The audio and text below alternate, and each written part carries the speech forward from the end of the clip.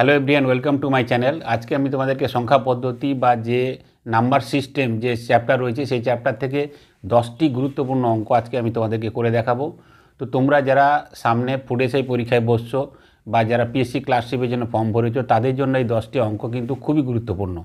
তো তোমাদেরকে বলবো এই 10টি যে অঙ্ক আমি আজকে দেখাচ্ছি নাম্বার সিস্টেম থেকে, তোমরা প্রথম থেকে শেষ পর্যন্ত দেখো, তাহলে কিন্তু তোমাদের এই নাম্বার সিস্টেমের উপরে তোমাদের কিন্তু ধারণা অনেক ক্লিয়ার হয়ে যাবে।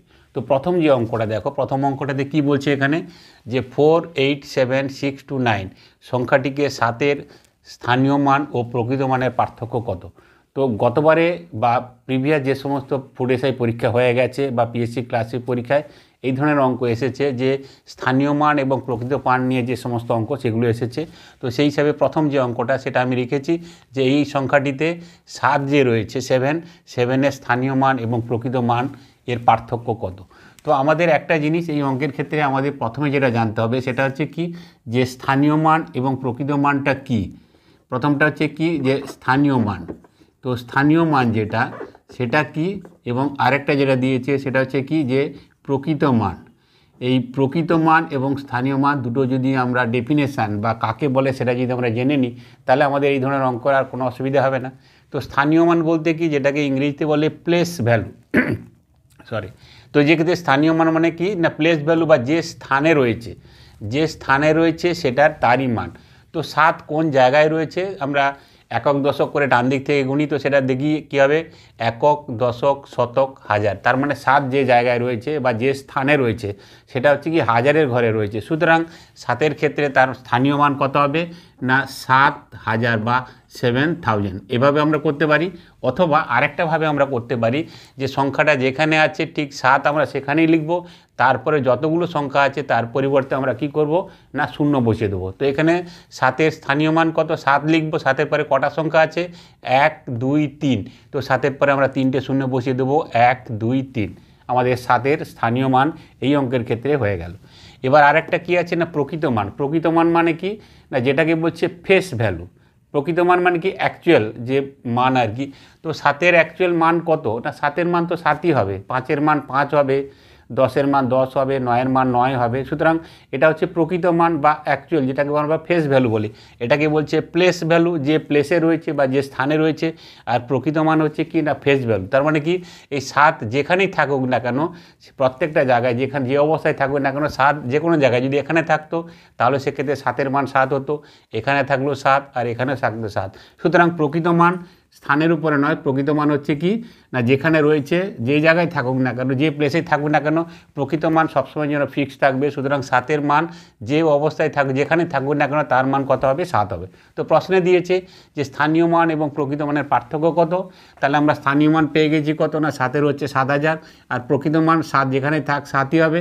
তাহলে এদের ক্ষেত্রে আমরা বিয়োগ করে দেবো, তাহলে আমাদের উত্তর হয়ে যাবে কত না 6,993 আমাদের হয়ে যাচ্ছে উত্তর এই অঙ্কের ক্ষেত্রে। তাহলে তোমরা বুঝতেই পারলে যে স্থানীয় মান এবং প্রকৃত মান যদি যে কোনো অঙ্ক দিয়ে দেয় তাহলে সেক্ষেত্রে আমাদের কোনো অসুবিধা হবে না। তার কারণ স্থানীয় মান হচ্ছে যে স্থানে আছে, আর প্রকৃত মান যে স্থানে থাক না কেন।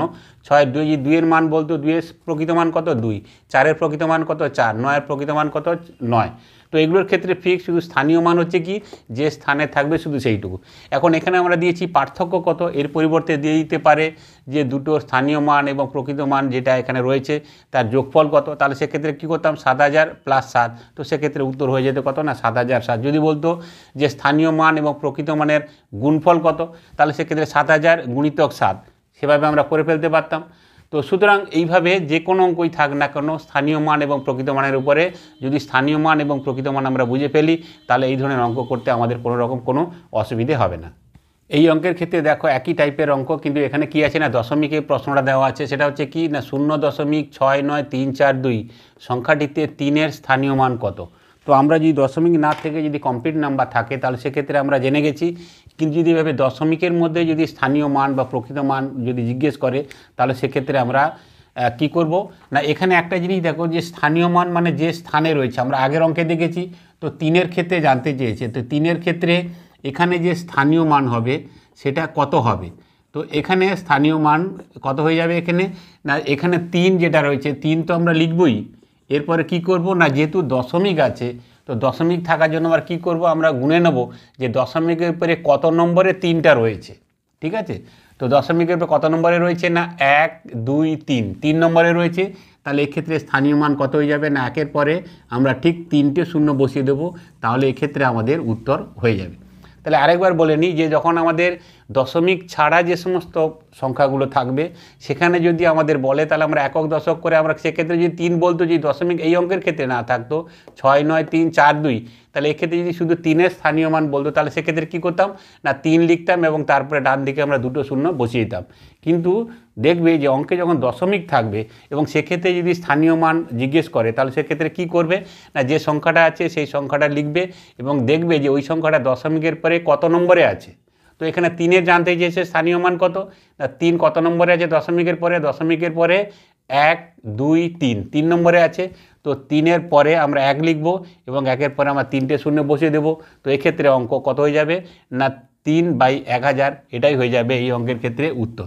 আর যদি বলে যে এখানে 3-এর প্রকৃত মান কত, তো 3-এর প্রকৃত মান সবসময় 3, সেটা দশমিকের কোনো ফিগার দিক বা এমনি কোনো ফিগার দিক না কেন, যেটা প্রকৃত মান হবে সেক্ষেত্রে দশমিকের অঙ্ক হোক বা দশমিক ছাড়া অঙ্ক হোক সেক্ষেত্রে প্রকৃত মান সবসময়ের জন্য ফিক্স। সুতরাং 3 যদি দশমিক ছাড়া থাকতো তাহলে সেক্ষেত্রে 3-এর প্রকৃত মান বলতাম 3, আর দশমিকের মধ্যে থাকলেও সেক্ষেত্রে 3-এর প্রকৃত মান 3। কিন্তু আমাদের যে স্থানীয় মান সেটা দশমিক ছাড়া থাকলে সেক্ষেত্রে যেটা হবে, যখন দশমিক থাকবে তখন কিন্তু আমাদের একটু খেয়াল করতে হবে যে সংখ্যাটা আছে তার নিচে আমরা 1 লিখব এবং দশমিকের পরে যে যত নম্বরে রয়েছে 3, যেমন 1 2 3 নম্বরে আছে, 1-এর পরে 3টে শূন্য আমরা বসিয়ে দেবো। তাহলে সেক্ষেত্রে উত্তর হয়ে যাবে 3 বা 3/1000, এটাই হয়ে যাবে 3-এর স্থানীয় মান। এই প্রশ্নটা দেখো, সেটা হচ্ছে কি যে স্থানীয় অঙ্কটি কত, বা ইউনিট প্লেস যেটাকে বলে আর কি, একক স্থানীয় অঙ্ক। তো ইউনিট প্লেস বলতে আমরা কি বুঝবো, যখন কোনো একটা সংখ্যা ধরে বলে নিই যে 4 2 3 7 9, এই যে সংখ্যাটা, এই সংখ্যার একক স্থানীয় অঙ্ক কি? একক স্থানীয় অঙ্ক বললে কি হবে, না যে সংখ্যাটা আছে তার একদম ডান দিকে যে সংখ্যাটা সেটা হচ্ছে একক স্থানীয় অঙ্ক। তো এই ক্ষেত্রে কত হচ্ছে, না এখানে হচ্ছে 9। ঠিক আছে, তো তার মানে আমরা যেটা গুনি না যে একক দশক করে করি, একক দশক শতক হাজার অযুত একক। তো এই যে একদম ডান দিকে যে কোনো সংখ্যার ক্ষেত্রে একদম ডান দিকে যে সংখ্যাটা সেটা হচ্ছে কত, না একক স্থানীয় অঙ্ক। তো সুতরাং এখানে যে প্রশ্ন দিয়েছে এই ধরনের একক স্থানীয় অঙ্কের উপরও অনেক সময় প্রশ্ন দিয়ে দেয়, সেটা হচ্ছে কত, না 4937-এর পাওয়ার হচ্ছে কত, 173। তো এর একক স্থানীয় অঙ্কটি কত? তো এটাকে যদি আমরা পাওয়ার 173 ভাঙিয়ে ফেলি তাহলে যে একটা সংখ্যা বেরোবে সেই সংখ্যার একদম ডান দিকের এককের ঘরে সংখ্যাটা কী হবে সেটাই আমাদের কাছে জানতে চেয়েছি। তো আমরা জানি যে একক স্থানীয় অঙ্ক যখন বের করতে বলবে সেক্ষেত্রে আমরা পুরো যে সংখ্যাটা আছে সেটাকে নেব না, শুধুমাত্র কোন সংখ্যাটাকে নেব, না একদম ডান দিকে যে সংখ্যাটা আছে শুধুমাত্র 7টাকেই আমরা বিবেচনা করব। এখানে 4937 নয়, শুধুমাত্র 7। তো সেক্ষেত্রে কত হবে, না 7-এর পাওয়ার আমরা দেখে নেব কত, না 173। সেটা করলে কি হবে, তো এই ধরনের যখন কোনো সংখ্যা থাকে তাহলে সেক্ষেত্রে 7-এর ক্ষেত্রে আমাদের নিয়ম আছে যে একক স্থানীয় অঙ্ক বের করতে গেলে সেক্ষেত্রে কি আছে, না প্রত্যেকটা ক্ষেত্রে নিয়ম আছে। তো 7-এর ক্ষেত্রে যে নিয়ম আছে সেটা হচ্ছে কি, যে তার যে পাওয়ার থাকবে সেই পাওয়ারকে কি করতে হবে, না 4 দিয়ে ভাগ করতে হবে। তো 173কে যদি আমরা 4 দিয়ে ভাগ করি সেক্ষেত্রে ভাগফল কত আমাদের বিবেচ্য বিষয় নয়, আমাদের এই ধরনের অঙ্কের ক্ষেত্রে আমাদের দরকার হচ্ছে কি, যে ভাগশেষ কত। তো 4 দিয়ে যদি ভাগ করি তাহলে সেক্ষেত্রে কত হবে, 4 4 16, 1 3, 4 3 12। তো ভাগশেষ আমাদের কত থাকবে, না 1 থাকবে। তার মানে হচ্ছে 7-এর পাওয়ার যদি 1 হয় তাহলে সেক্ষেত্রে কত হবে, না 7 হবে। তো এক্ষেত্রে বা এই প্রশ্নের ক্ষেত্রে উত্তর কত হবে, না স্রেফ 7 হবে।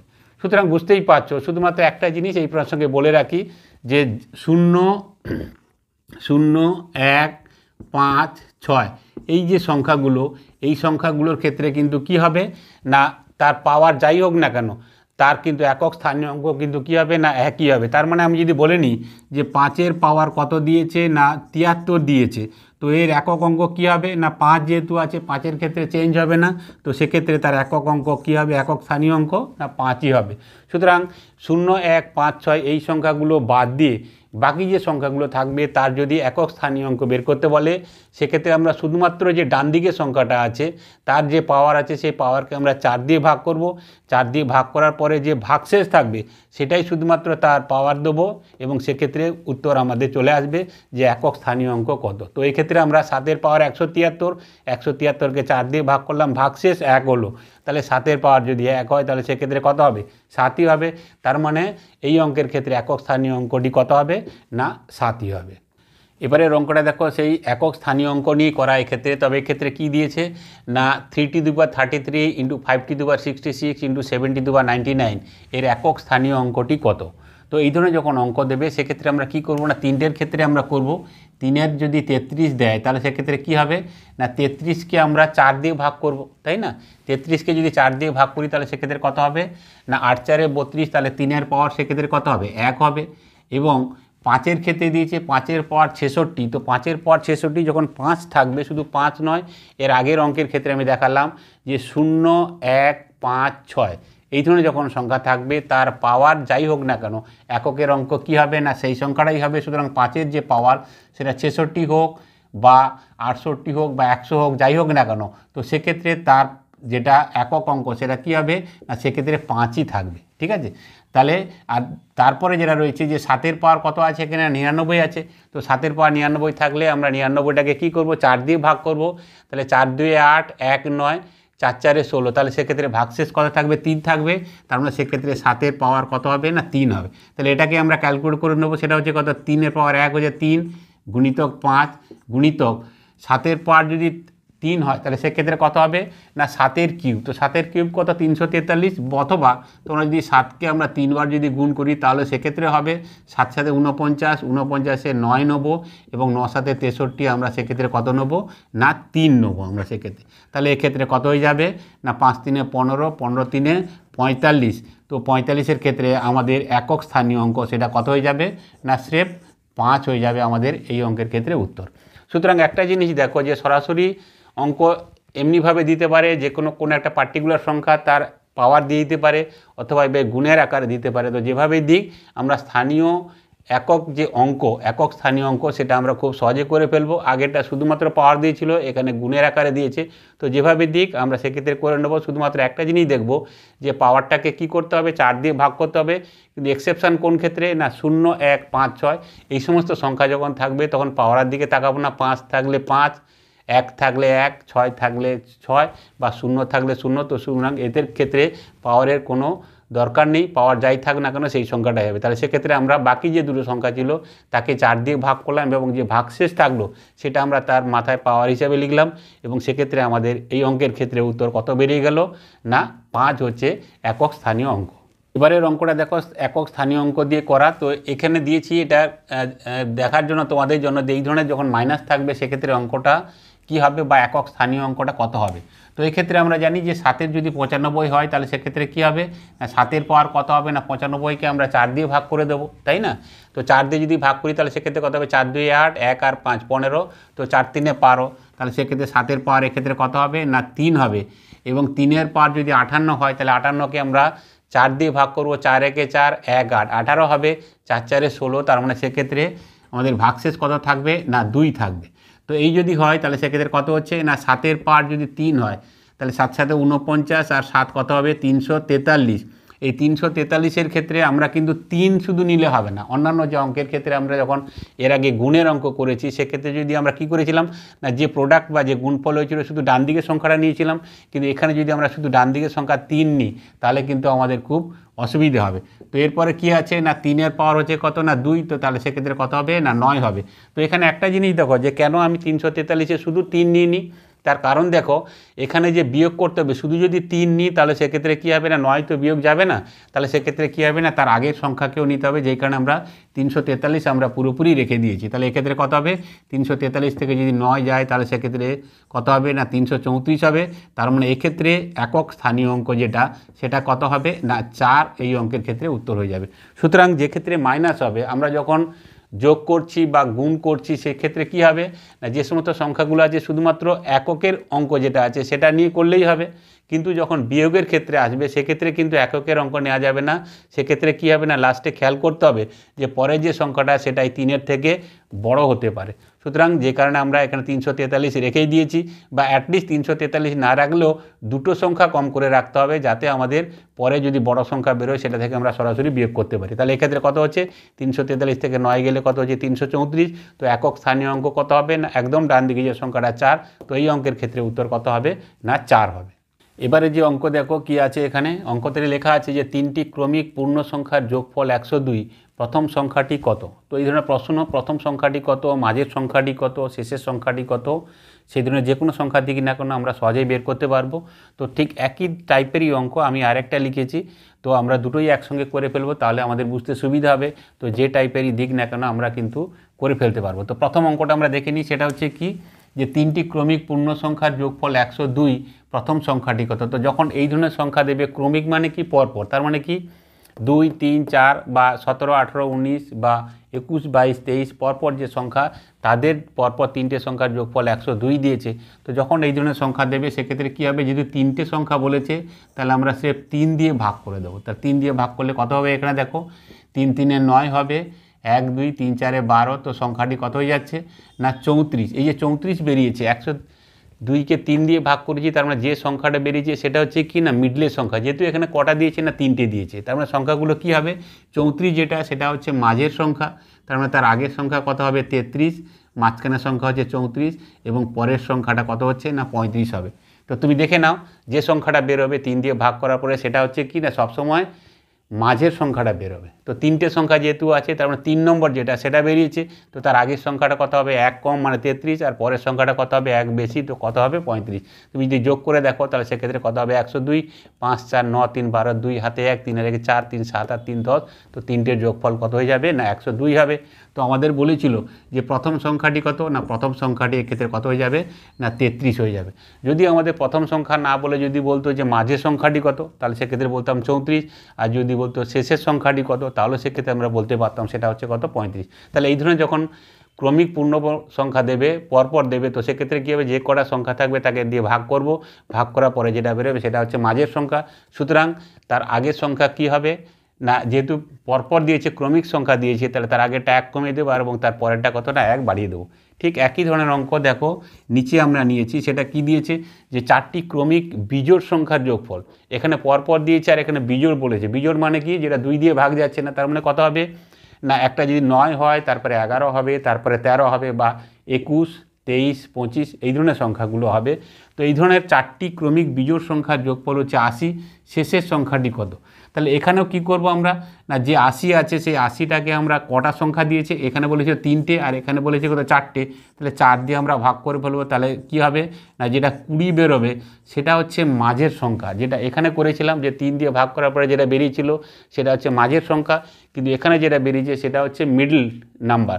তো মিডল নাম্বার কি করা হবে, 4টে যদি সংখ্যা হয় কি হচ্ছে না 1 2 3 4, তো এর মাঝখানে কী হবে না 2 আর 3-এর মাঝখানে হবে। যে সংখ্যাটা বেরিয়েছে সেটা হচ্ছে কত না 2 আর 3-এর মাঝখানে, তার মানে 2 আর 3-এর মাঝখানে যে সংখ্যাটা সেটা হচ্ছে কত 20, তাই না। তাহলে 20 যদি হয় তাহলে তার আগের সংখ্যাটা কত হবে না, তার আগের সংখ্যাটা যেটা 2 নম্বরে সেটা হচ্ছে কত 19, আর তার আগের সংখ্যাটা কত হবে, যেহেতু বিজোড় সংখ্যা 19-এর আগে কত হবে না 17 হবে। এবার 19-এর পরের সংখ্যাটা কত হবে না, 19-এর পরের সংখ্যা হচ্ছে 21, এবং লাস্টে যে সংখ্যাটা কত হবে না 21-এর পরে কত হয়ে যাবে না 23 হয়ে যাবে। তো 4টে যে সংখ্যা হবে সেটা হচ্ছে কত 17, 19, 21, 23। তুমি যদি যোগ করে দেখো তাহলে সেক্ষেত্রে 80 হবে, 3 আর 1 4, 9 4 13, 13 সাথে 20, হাতে 2, 2 4 2 6 আর 1 7 আর 1 8, তো এদের যোগফল কত হয়ে যাবে না 80 হয়ে যাবে। তাহলে এক্ষেত্রে আমাকে বলেছে কি যে শেষের সংখ্যাটি কত, তো শেষের সংখ্যাটি হচ্ছে কত না 23। তাহলে দেখো প্রথম যে সংখ্যাটা ছিল এবং দ্বিতীয় যে অঙ্কটা আছে সেক্ষেত্রে কী আছে, সবগুলোর ক্ষেত্রে যে কটা সংখ্যা বলবে আমরা ভাগ করব, কিন্তু যখন বিজোড় সংখ্যা থাকবে 3টি সংখ্যা, 5টি সংখ্যা, 7টি সংখ্যা, সেক্ষেত্রে ভাগ করার পরে যে সংখ্যাটা বেরোবে সেটা ঠিক এক্স্যাক্টলি মাঝখানে। 3 হলে কী হবে না 3 নম্বরে, যদি 5টা বলতো তাহলে 5 নম্বরে, তাহলে সেক্ষেত্রে তার আগের সংখ্যাটা যে 4 বা তার পরের সংখ্যাটা হচ্ছে কত না 6। কিন্তু যে ক্ষেত্রে জোড় সংখ্যা থাকবে সেক্ষেত্রে কিন্তু যেটা ভাগ করার পরে যেটা বেরোবে সেটা হচ্ছে কি, যেমন এখানে 80কে 4 দিয়ে ভাগ করলাম 20 বেরিয়েছে। এই 20 যেহেতু চারটে সংখ্যা, তাহলে চারটে সংখ্যা মানে কি 2 এবং 3-এর মাঝখানে হচ্ছে এই সংখ্যাটা, যেটা আমাদের 20 বেরিয়েছে। তাহলে 20 যদি বেরোয় এবং এখানে বলছে বিজোড় সংখ্যা, তাহলে আগের সংখ্যাটা কত হবে, 20 থেকে 1 বিয়োগ করবো 19, আর তারপরের সংখ্যাটা কত হবে না 20-র সঙ্গে 1 যোগ করবো, সেক্ষেত্রে 21 হবে। যেহেতু বিজোড় বলেছে তাহলে 19 হলে তার আগের সংখ্যা কত হবে 17, আর 19-এর পরে 21, আর 21-এর পরে 23 হবে। তাহলে চারটে সংখ্যা 17, 19, 21, 23। সুতরাং এরপরে আমাকে যে প্রশ্ন দিক না কেন, শেষের সংখ্যাটি কত 23, যদি প্রথম সংখ্যা বলতো 19, যদি বলতো দ্বিতীয় সংখ্যাটি কত 19, তো যেটাই বলতো সেটা আমরা সহজেই কিন্তু করে ফেলবো। সুতরাং এই ধরনের অঙ্ক থাকলে আর আমাদের কোনো অসুবিধে হবে না। তো এখানে দেখো খুবই ছোট অঙ্ক, সেই অঙ্কটাতে কী বলছে, 60 থেকে 75-এর মধ্যে মৌলিক সংখ্যাগুলি যোগফল কত। এই ধরনের অঙ্ক দিয়ে দেয় এবং ছোটোখাটো অঙ্ক নয়, এটা যদিও দেখতে ছোট কিন্তু অনেক বড় বড় পরীক্ষার ক্ষেত্রে দিয়ে দেয়। তো সেক্ষেত্রে কী হবে, 60 থেকে 75-এর মধ্যে মৌলিক যে সংখ্যাগুলো প্রাইম নাম্বার যেগুলো, সেগুলো কী হবে, 60-এর পরে যেটা আসছে মৌলিক সংখ্যা সেটা হচ্ছে কত 61, ঠিক আছে। তারপরে কোথায় হয়ে যাবে না 67, এরপরে সংখ্যাটা কত হবে 70, 71, এবং এরপরের সংখ্যাটা কত হবে না 73 হবে। সুতরাং 60 থেকে 75-এর মধ্যে আমরা এসে চারটি সংখ্যাই পাবো, যেগুলো হচ্ছে মৌলিক সংখ্যা 61, 67, 71, 73। তাহলে এগুলোকে আমরা সেট যোগ করে ফেলবো, তাহলে আমাদের উত্তর হয়ে যাবে সেটা হচ্ছে কত না 3 আর 1 4, 7 4 11, 11 আর 1 12, 2 হাতে 1, 7 আর 1 8 7 15, 15 6 21, 21 6 27। তো সেক্ষেত্রে আমাদের উত্তর কত হয়ে যাবে না 272 হয়ে যাবে। তো এই প্রসঙ্গে একটা জিনিস বলে রাখা দরকার যে WBCS মেন পরীক্ষার ক্ষেত্রে এই ধরনের একটা দিয়েছিল, সেটা হচ্ছে কত, যে প্রথম 5টি, ঠিক আছে, প্রথম 5টি মৌলিক সংখ্যা যেটা আছে তার যোগফল কত, মৌলিক সংখ্যার যোগফল কত। সুতরাং সেখানে একটা জিনিস ছিল, সেটা হচ্ছে কি, যে প্রথম 5টি যে মৌলিক সংখ্যা সেগুলো কি, সেখানে শুধু ধরার ব্যাপার ছিল, বা সেটা তারা জানতে চেয়েছিল যে মৌলিক সংখ্যা শুরু হচ্ছে কোনটা দিয়ে। তো অনেকের ক্ষেত্রে কি করে না 1 থেকে শুরু করে দেয়, যে 1 2 3 এগুলো শুরু হচ্ছে মৌলিক সংখ্যা, কিন্তু খেয়াল রাখা দরকার 1 কিন্তু কোনো মৌলিক সংখ্যা নয়, মৌলিক সংখ্যা শুরু হচ্ছে কত না 2 থেকে। তাহলে সেক্ষেত্রে যদি প্রথম 5টি মৌলিক সংখ্যার যোগফল বলে, তাহলে সেক্ষেত্রে কত হবে, 1 নিলে কিন্তু ভুল হয়ে যাবে, 1 কিন্তু মৌলিক সংখ্যা নয়। শুরু হচ্ছে কত 2 থেকে, 2 + 3 + 5 + 7 + 11, এই হচ্ছে প্রথম কি হচ্ছে না 5টি মৌলিক সংখ্যা 2 3 5 7 11। তাহলে এক্ষেত্রে কত হবে 11 7 18, 18 5 23, 23 3 26, আর 26 2 28। তো সেক্ষেত্রে আমাদের উত্তর কত হয়ে যাবে না 28। এই অঙ্ক কিন্তু WBCS পরীক্ষায় কিন্তু এসেছিল, এবং সেক্ষেত্রে প্রথম 5টি যোগ তো সবাই করতে পারবে, কিন্তু সেক্ষেত্রে প্রথম যে মৌলিক সংখ্যা সেটা 1 না 2, অনেকেই সেটা ভুল করে কি করে ফেলে না 1 2 3 5 7 এর যোগ করে চলে আসে এবং তার উত্তর দেওয়া থাকে, তো সেটা কিন্তু ভুল উত্তর। সুতরাং আমরা কিন্তু ভুল করব না, প্রথম যে মৌলিক সংখ্যা সেটা হচ্ছে কত 2। তো এবারের অঙ্ক দেখো, এবারে অঙ্ক কি বলছে, 200 থেকে 500-এর মধ্যে কতগুলি সংখ্যা 4 5 ও 6 দ্বারা বিভাজ্য। তো আমরা জানি যে এই ধরনের যখন থাকবে, যে সংখ্যাটি কত দিয়ে বলছে 4 5 এবং 6, তো যে সংখ্যাটা 4 5 এবং 6 দিয়ে ভাগ যাবে, তাহলে সেই সংখ্যাটা কি হবে না 4 5 এবং 6 এদের যে এলসিএম সেটা দিয়ে ভাগ যেতে হবে। তো এদের এলসিএম কত হবে 4 5 এবং 6, তো এদের এলসিএম কত হচ্ছে 60 হবে। তার মানে 200 থেকে 500-এর মধ্যে যে সংখ্যাগুলো সেগুলো 60 দিয়ে বিভাজ্য, এই ধরনের কতগুলো সংখ্যা আছে। তো সেটা অবশ্যই কি হতে হবে না 60-এর একটা গুণিতক হতে হবে। তো প্রথম যে গুণিতক সেটা হচ্ছে কি 200-এর মধ্যে কত হবে না 6 3 18 180 হবে। তাহলে প্রথম যেটা হবে সেটা হচ্ছে কত 6-এর 60-এর 4 গুণ, তার মানে প্রথম যেটা হচ্ছে 6 4 24, এরপরে হবে 6 5 30, এবার হচ্ছে 6 6 36, 6 7 42, আর 6 8 48, আর 6 9 54। তো 54 মানে 540, তো সেক্ষেত্রে 500-এর উপরে চলে যাচ্ছে। তার মানে 200 থেকে 500-এর মধ্যে যে সংখ্যাগুলো সেগুলো 4 5 6 দিয়ে বিভাজ্য, মানে 60 দিয়ে বিভাজ্য হতে হবে। তো 200 থেকে 500-এর মধ্যে 60-এর যে গুণিতক সেগুলো কটা আছে না 240, 300, 360, 420 এবং 480। তাহলে এক্ষেত্রে মোট কটা সংখ্যা হবে না 1 2 3 4 5। তো সেক্ষেত্রে আমাদের উত্তর কত হয়ে যাবে না 5 হবে উত্তর। তার মানে 200 থেকে 500-এর মধ্যে 5টি এমন সংখ্যা আছে যেটা 4 5 ও 6 দ্বারা বিভাজ্য, বা তার পরিবর্তে বলতে পারি তাদের যে এলসিএম 60 দ্বারা বিভাজ্য। যে অঙ্কটা দেখো, এই অঙ্কটা একটু আলাদা। অঙ্কটাতে কী বলছে, এখানে 3 অঙ্কের কতগুলি সংখ্যা 6 দ্বারা বিভাজ্য, খুবই ইম্পর্টেন্ট অঙ্ক। তো 3 অঙ্কের যে সংখ্যা 3 অঙ্কের সংখ্যা আমাদের শুরু হচ্ছে কত না 3 অঙ্কের সংখ্যা প্রথম অঙ্ক শুরু হচ্ছে সেটা হচ্ছে কত 100 এবং 100 থেকে কত হবে না 999 পর্যন্ত এই সংখ্যাগুলো হচ্ছে কত না 3 অঙ্ক। এটা হচ্ছে শুরু এবং এটা হচ্ছে শেষ। যদি এর আগে বলি 99 2 অঙ্কের হয়ে যাচ্ছে এবং 999 যদি পরের সংখ্যাটা নিই তাহলে 1000 সেটা হচ্ছে 4 অঙ্ক হয়ে যাচ্ছে। সুতরাং 100 থেকে 999 মধ্যে কতগুলো সংখ্যা আছে যেটা হচ্ছে 6 দ্বারা বিভাজ্য। তো আমরা দেখে নিই যে এর মধ্যে কতগুলো 6 দ্বারা যদি বিভাজিত হতে হয় তাহলে সেক্ষেত্রে কী হবে 6-এর গুণিতক হতে হবে। তাহলে 100 থেকে 999 মধ্যে কী আছে না প্রথমে যদি আমরা দেখে নিই যে 100-র মধ্যে 6-এর গুণিতক কী আছে না আমরা যদি ভাগ করি তাহলে সেক্ষেত্রে কত হবে 100-কে যদি আমরা 6 দিয়ে ভাগ করি তাহলে সেক্ষেত্রে 6 একে 6 6 একে 6 তাহলে কত 4 0 6 6 36 তাই না। তাহলে সেক্ষেত্রে কত হচ্ছে তার মানে 96 16 6 96। তো এর পরের যে সংখ্যাটা হবে সেটা কত হচ্ছে না 102 হচ্ছে। তার মানে আমাদের যে শুরুর সংখ্যাটা 100-র মধ্যে তো হলে হবে না 100 ঠিক উপরে যে সংখ্যাটা সেটা হচ্ছে কত না 102 হচ্ছে। তার মানে প্রথম যে 100-র পরে যে সংখ্যা আছে প্রথম সংখ্যা সেটা হচ্ছে কত 102 যেটা হচ্ছে 6 দ্বারা বিভাজ্য। এবার লাস্টে আমরা দেখে নেব যে 999 যেটা তার মধ্যে 6-এর কী আছে 6 দিয়ে আমরা ভাগ করে নিই 6 একে 6 3 9 6 6 36 আবার 3 হবে 9 হবে 6 6 36। তো এক্ষেত্রে ভাগশেষ কত থাকছে 3 থাকছে। তার মানে এক্ষেত্রে যে শেষের সংখ্যাটা হবে সেটা হচ্ছে কত না 999 থেকে আমরা কি করব না 3 আমরা বাদ দিয়ে দেবো। তো 3 যদি বাদ দিয়ে দিই তাহলে সেক্ষেত্রে কত হবে না 996। তার মানে এর মধ্যে যে সংখ্যাটা আছে সেটা হচ্ছে কত না 100 থেকে 999 এর মধ্যে যে সংখ্যাগুলো আছে তার মধ্যে 6 দিয়ে ভাগ যাবে এমন সংখ্যা শুরুর সংখ্যাটা কত হচ্ছে না শুরুর যে সংখ্যা সেটা হচ্ছে কত না 102 এবং শেষের যে সংখ্যাটা সেটা হচ্ছে কত 996 যেটা ঠিক 6 দ্বারা বিভাজ্য। তাহলে এর জন্য আমাদের দেখতে হবে যে 102 এবং 996 এর মধ্যে তাহলে কতগুলো সংখ্যা আছে 6 দিয়ে ভাগ যাবে। এর জন্য একটা আমাদের ট্রিক আছে, সেই ট্রিকটা হচ্ছে কি না সেটা হচ্ছে যে শেষের সংখ্যা মাইনাস প্রথম সংখ্যা তাকে আমরা কি করব না যেটা দিয়ে বিভাজ্য বলছে 6 দ্বারা বিভাজ্য 6 দিয়ে ভাগ করব এবং তার সঙ্গে আমরা কি করব না 1 আমরা যোগ করে ফেলবো। তাহলে কি হচ্ছে এই ধরনের যখন সংখ্যা থাকবে যে কোনো একটা দেবে যে 3 অঙ্কের কতগুলো সংখ্যা যখন দিয়ে দিয়েছে সেক্ষেত্রে কি হচ্ছে না 100 থেকে 999 তাহলে শুরুর সংখ্যা কত না 102 হচ্ছে প্রথম সংখ্যা 3 অঙ্কের যেটা 6 দিয়ে বিভাজ্য এবং 996 হচ্ছে 3 অঙ্কের শেষ সংখ্যা যেটা 6 দিয়ে বিভাজ্য। তাহলে প্রথম সংখ্যা আছে 102 শেষ সংখ্যা আছে 996। তাহলে এই ধরনের প্রশ্নের ক্ষেত্রে যদি বলে যে কতগুলো সংখ্যা আছে যেটা 6 দিয়ে বিভাজ্য আমাদের ট্রিকটা কী হবে না শেষের সংখ্যা মাইনাস প্রথম সংখ্যা বাই যেটা দিয়ে ভাগের কথা বলছে 6 দিয়ে করব +1। তাহলে এক্ষেত্রে আমাদের কত হয়ে যাবে না শেষের সংখ্যা যেটা সেটা হচ্ছে কত না 996 মাইনাস প্রথম সংখ্যাটা কত না 102।